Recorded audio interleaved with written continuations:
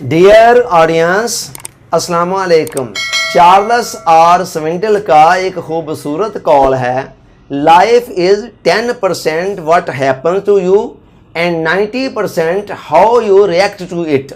ज़िंदगी 10% इस बात का नाम है कि आपके साथ क्या वाक़यात, क्या हालात पेश आ रहे हैं, और 90% इस बात का नाम है कि आप उस पर रिएक्ट कैसे कर रहे हैं, उनको फेस कैसे कर रहे हैं।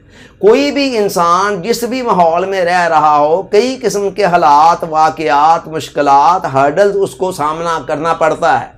हर इंसान की ज़िंदगी के अंदर कई किस्म के तलख़ हादसात होते हैं, कई वाक़यात होते हैं, कई सानहात होते हैं। तो अहम बात ये नहीं है कि हमारी ज़िंदगी के अंदर हमारे साथ क्या कुछ पेश आ रहा है, इससे कहीं ज़्यादा अहम बात यह है कि हम उनको फेस कैसे कर रहे हैं, हम उस पर रिस्पॉन्स कैसे दे रहे हैं, उस पर रिएक्ट कैसे कर रहे हैं।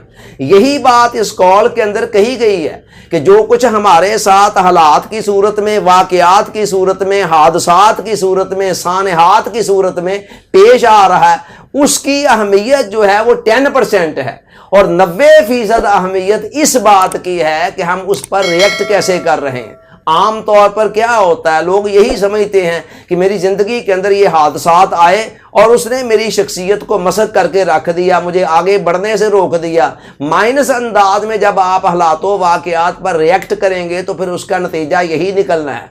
अहम बात, अक्लमंद लोग इस बात को अच्छी तरह से जानते हैं कि जो कुछ हमारे साथ पेश आ रहा है उससे कहीं ज़्यादा उस पर तो हमारा इख्तियार नहीं है, मगर उसके ऊपर रिएक्ट कैसे करना है, उसको फेस कैसे करना है, बहादुरी के साथ या बुज़दिली के साथ, पॉजिटिव अंदाज के साथ या नेगेटिव अंदाज के साथ, वो तो हमारे अपने इख्तियार में है ना। और असल मसला भी यहीं पर है।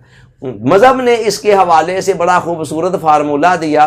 देखें, जो हालातों, वाक़यात भी हमें पेश आते हैं वो दो ही किस्म के होते हैं। मेनली आप पूरी ज़िंदगी के अंदर आप पेश आने वाले हालात और वाक़यात को दो अक़साम में डिवाइड कर सकते हैं। कुछ वो होते हैं जो हमें पसंदीदा होते हैं और कुछ वो होते हैं जो नापसंदीदा होते हैं। तो हुज़ूर अलैहिस्सलाम ने बड़ा सिंपल सा फार्मूला दिया कि फरमाया, बंदा मोमिन का हाल बड़ा अजीब है, उसका हर वाक़या, हर हालत जो उसे पेश आती है उसके लिए खैर का बाइस बन जाती है। कैसे?